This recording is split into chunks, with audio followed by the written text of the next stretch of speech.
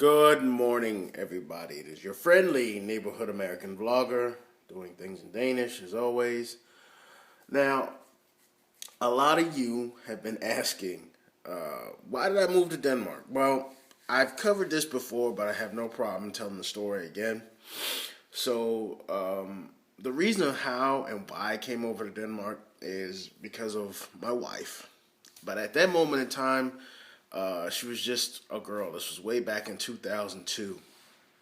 She moved from, at that point in time, she was in Copenhagen and she was studying. And she decided, hey, I want to come over to the States. I think she had the option of like Houston and Florida. Obviously, she took Florida. Don't know why. Go figure. And we just so happened to both be into chorus. So, for those of you who don't know, yes, I do sing a little bit, but that's neither here nor there. We both were enrolled in a music group, and there was this thing that we had to do like every Wednesday. We had to like present ourselves to our group and show them, hey, I'm playing piano, this is what I'm learning, or I'm in chorus and this is what I'm singing and things of that nature. And she had this fear of going up on stage at that point in time and presenting to the class and stuff like that. And at that time, I had been performing and singing so much that it came natural to me. So it was one day we were in the auditorium and she was freaking out. She was like, I'm scared, I don't know what to do. How do you do it, and without being nervous and stuff like that. And I just told her, just go up there and be yourself. At the same time, I was quote unquote flirting. I didn't know she was Danish. I made a joke that she was German. She was like, hey, you stupid moron, I'm not from Germany, I'm from Denmark. Do you even know where Denmark is on the map? Of course, me being a typical American, I pointed someplace like in India or some shit like that. So I didn't know. Lo and behold, after a while, we started to become friends, just friends. Took her out on places, and this is what you do on a date, and this is where you go, and this is where you can go to eat and all the rest of the stuff. And we played a friendly game of basketball. She didn't know about what basketball was, so we hadn't played basketball.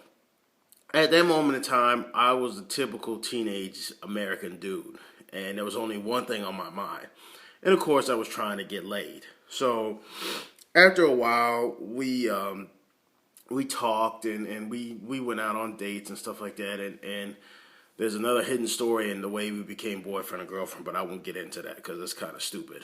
But we started to date one another, and of course things happened. So after that year was up, basically she went back here to Denmark as I stayed in the States trying to finish up my education. She decided to take another year.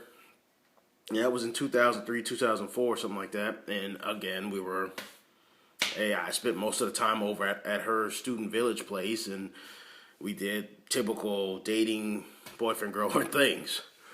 And then again, she went back to Denmark. Now, after that time, she stayed. She said, I have to finish my education over there. Maybe in a year or so, we'll see what happens again.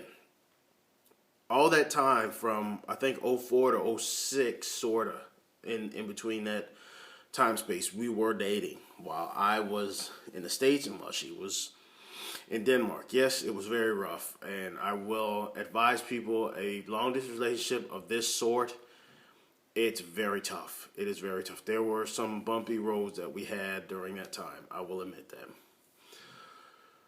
After a while, 2007 finally came around. I never got a chance to finish my education because I ended up working. At that point in time, that's when the economy started to get fucked. So I ended up working like 2 jobs, 3 jobs at one time.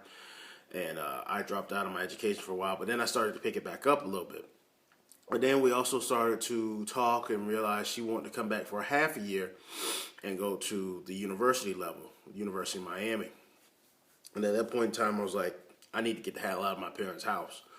So we devised a plan that we would find an apartment that was relatively close to campus, and we found one.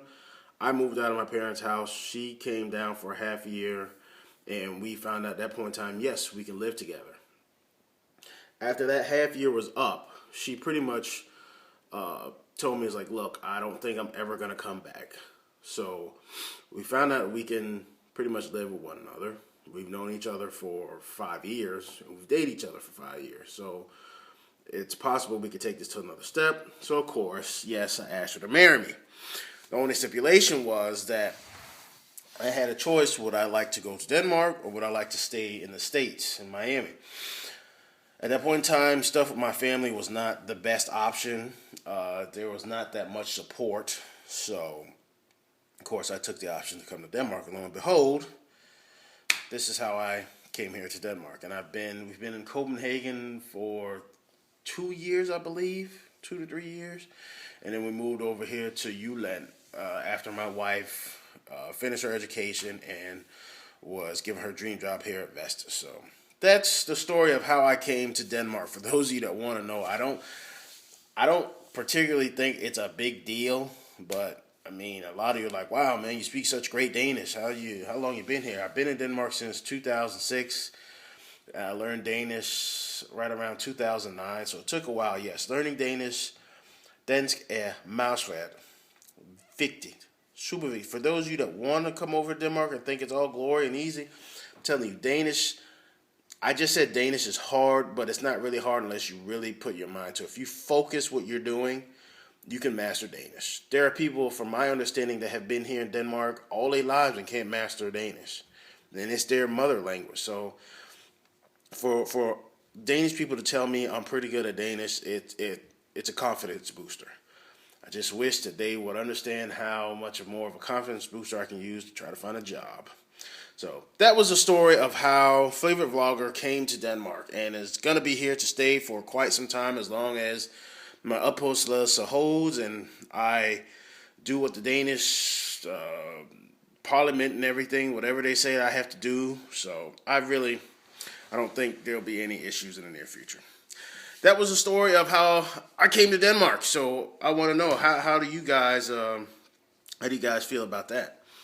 You know, what do you think if it was you? If she was on the other foot, you met an American girl, and she was like, or guy, hey, I want you to come back with me to Houston, I want you to come with me to California, I want you to come with me to Michigan, or, New York City. How would you relate that?